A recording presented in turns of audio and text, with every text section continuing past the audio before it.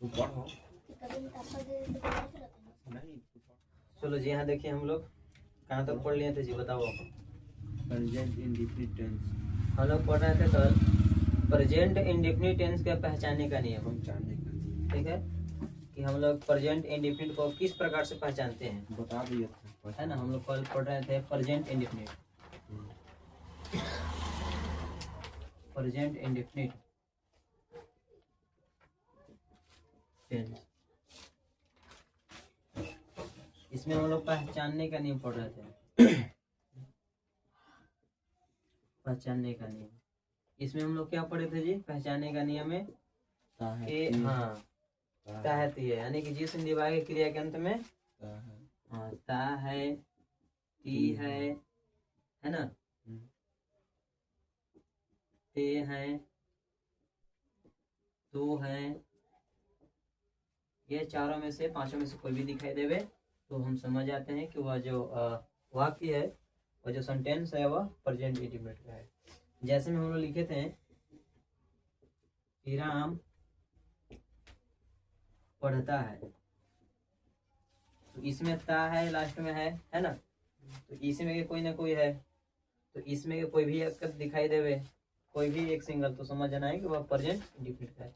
ये हम लोग पिछला क्लास में पढ़ लिए थे। आज के क्लास में हम लोग पढ़ेंगे कि जब प्रेजेंट इंडेफिनिट पहचान लेंगे, है ना, तो उसको हम लोग किस प्रकार से बनावेंगे। उसको बनाने के लिए जो है इसको बनाने के लिए मुख्य रूप से इसका 4 गो नियम है। प्रेजेंट इंडेफिनिट टेंस को जो है बनाने के लिए इसका मुख्य रूप से 4 नियम है। 4 नियम जैसे पहला देखिए, पहला आता है अफर्मेटिव सेंटेंस। पहला आपका क्या आता है, अफर्मेटिव। पहला आता है अफर्मेटिव सेंटेंस।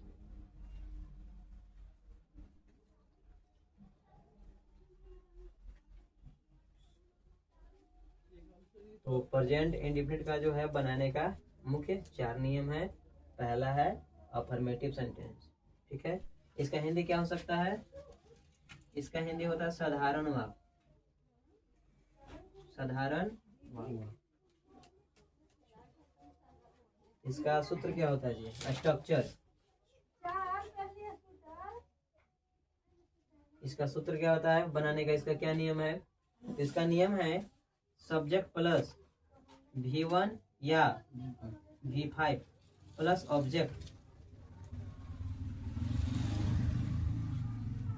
अफर्मेटिव सेंटेंस का जो है इसका स्ट्रक्चर क्या है, सब्जेक्ट प्लस V1 या V5 प्लस ऑब्जेक्ट। यह जो है इसका बनाने का नियम है, पहला नियम। जैसे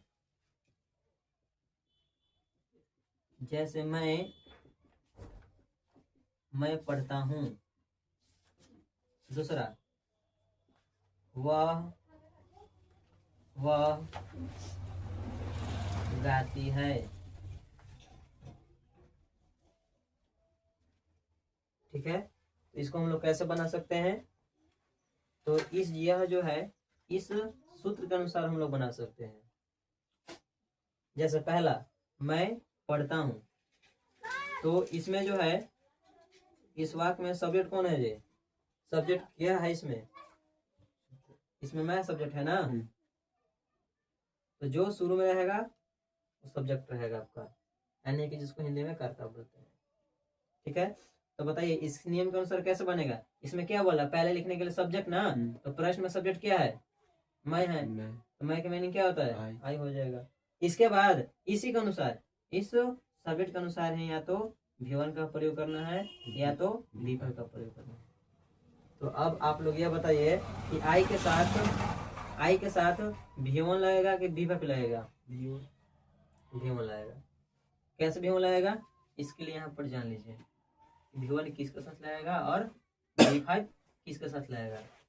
तो V1 जो है अगर वह आई रहेगा या V रहे या U रहे या दे रहे या दोनम रहे, तो उन सब के साथ किसका प्रयोग करना है, V1 का। समझ में आ गया, ठीक है।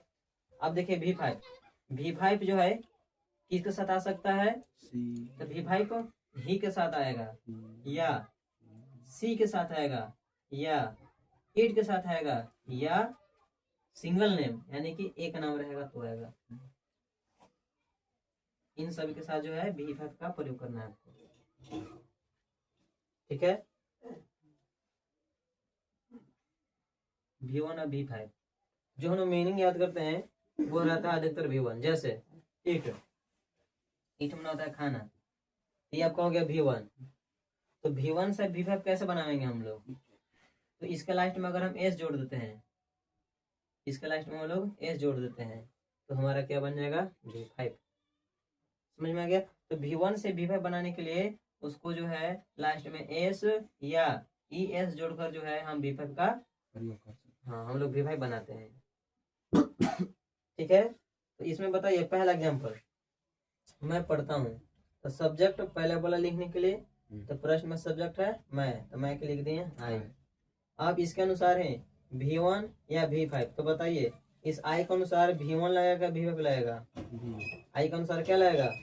आई के अनुसार V1 लगेगा ना। तो बताइए इसमें मीनिंग क्या है? पढ़ना है। तो पढ़ने की मीनिंग क्या होता है? पढ़ने की मीनिंग रीड होता है।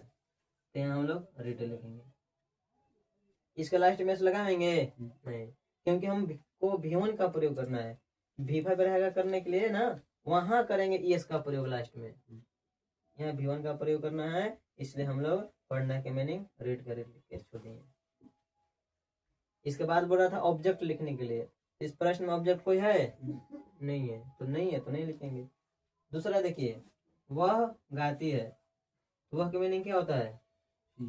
वह के मीनिंग ही भी होता है, लेकिन वो होता है पुरुष के लिए, यहाँ स्त्री के लिए, तो यहाँ सी प्रयोग करेंगे सी। अब बताइए गाना का मीनिंग क्या होता है? यहाँ बोला था पहला सब्जेक्ट लिखने के लिए, तो सब्जेक्ट यहाँ लिख दिए सी। इसके बाद V1 या V5, तो आपको पहले ही डिसाइड कर लेना है कि सब्जेक्ट के अनुसार V1 आएगा कि V5 आएगा। तो सी के अनुसार क्या आएगा? V1 के V5। सी जो है सी के साथ के किसका प्रयोग करते हैं? V5, यानी कि इसका प्रयोग करेंगे ना। तो बताइए ये गाना के मीनिंग होता है सिंग। सिंग होता है, हमको बनाना है क्या? V5 ना। तो V5 बनाने के लिए लास्ट में क्या करेंगे? एस का प्रयोग करेंगे। एस या लास्ट में एस का प्रयोग करते हैं। ठीक है, चलो तो इस तरह से आप लोग को बनाना है। अब बनाया आ जाएगा। तो इतना पहले आप लोग उतारिए, ये पूरा उतारिए, तो उतारिए और यहाँ से 2 एग्जाम्पल बनाइए। यहाँ से जैसे वे लोग स्कूल जाते हैं। दूसरा, वह किताब पढ़ता है। चलो ये दोनों को बनाइए तो जी सी डालो अभी के लिए है यह। इतना उतारिए और वह 2 को बना के दिखाइए।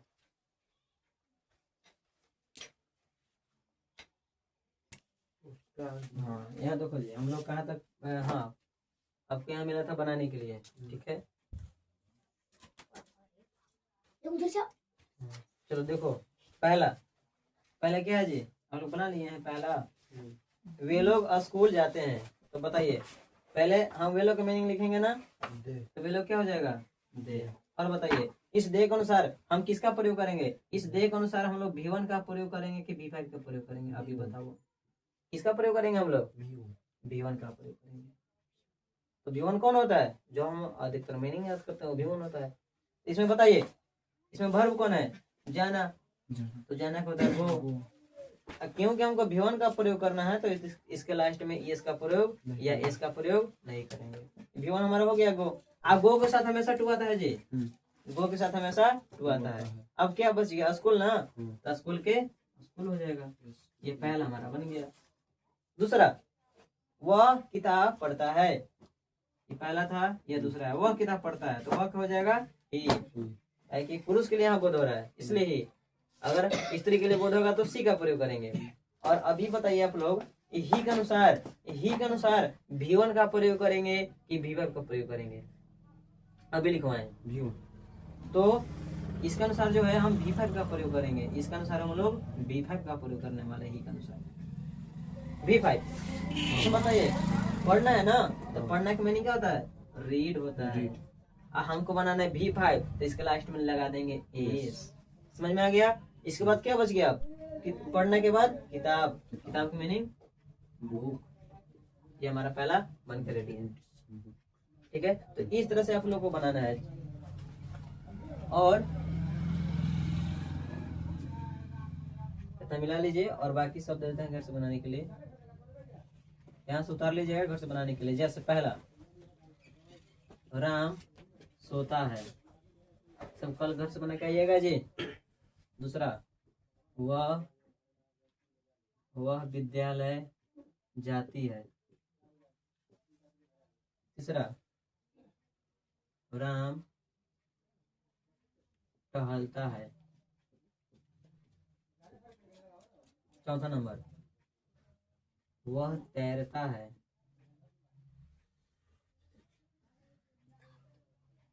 पांचवा,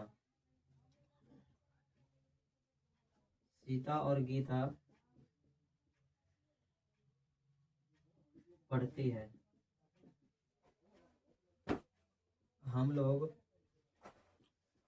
हिसाब बनाते हैं।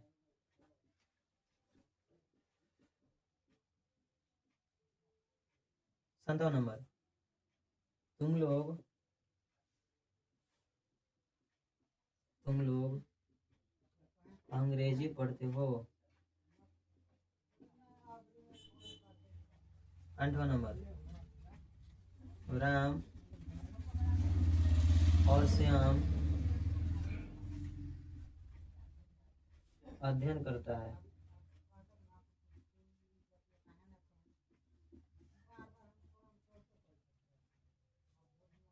वह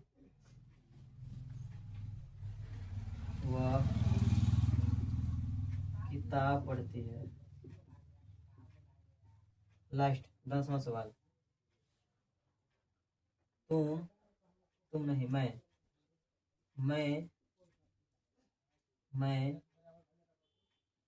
मैं हिसाब बनाता हूँ।